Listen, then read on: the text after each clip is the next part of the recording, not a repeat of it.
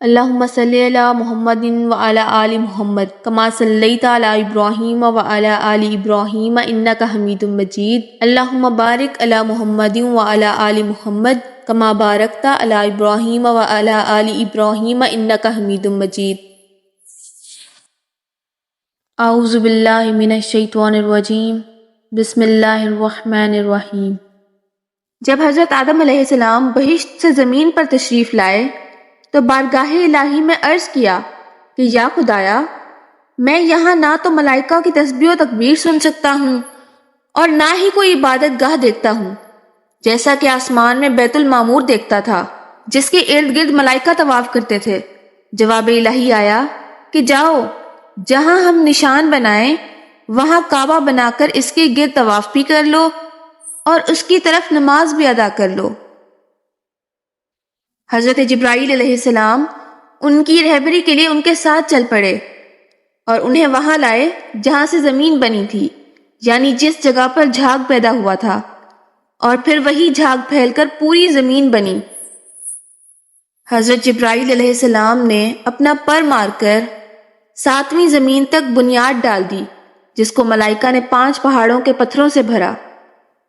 بنیاد بھر کر نشان کے لیے چاروں طرف کی دیواریں اٹھا دی۔ اس طرف آدم علیہ السلام نماز بھی پڑھتے رہے اور اس کا طواف بھی کرتے رہے۔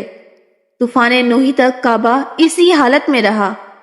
اس وقت وہ عمارت تو آسمان پر اٹھا لی گئی اور یہ کعبہ کی جگہ اونچے ٹیلے کی طرح رہ گئی، مگر لوگ پھر بھی برکت کے لیے یہاں آتے تھے اور آ کر دعائیں مانگتے تھے۔ پھر حضرت ابراہیم علیہ السلام کے زمانے تک کعبہ اسی حالت میں رہا۔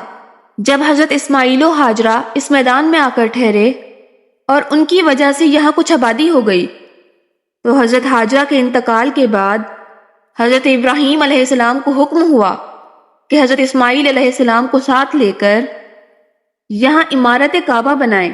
اس کی نشانی اس طرح فرمائی گئی کہ ایک بادل کا ٹکڑا بھیجا گیا تاکہ اس کے سایہ سے کعبہ کی حد مقرر کر لی جائے۔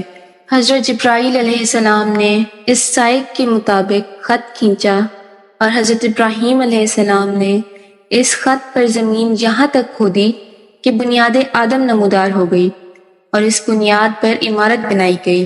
اس کی بلندی 9 ہاتھ اور رکن اسود سے رکن شامی تک کی دیوار 33 ہاتھ اور رکن شامی سے رکن غربی تک کی دیوار 22 ہاتھ اور رکن غربی سے رکن یمانی تک 31 ہاتھ اور رکن یمانی سے پھر رکن اسود تک 20 ہاتھ، لہٰذا اس وقت یہ کعبہ مستطیل کی شکل کا تھا۔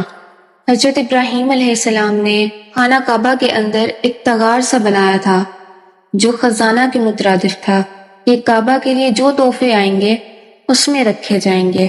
اس کے 2 دروازے تھے، ایک داخل ہونے کا اور دوسرا نکلنے کا، اور کعبہ بنانے والے خلیل تھے اور ان کو گارا اور پتھر اٹھا کر دینے والے حضرت اسماعیل علیہ السلام تھے۔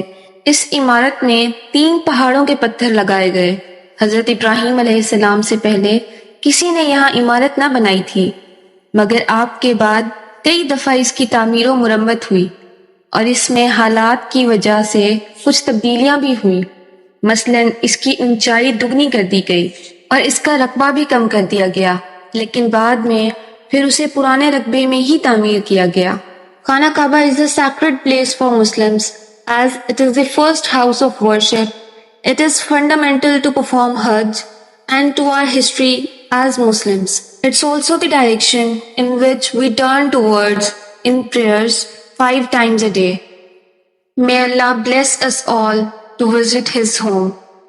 Thanks for watching. I hope you liked the video. Don't forget to like, share and subscribe. And please press the bell icon so that you can be notified whenever I post a new video. Thank you.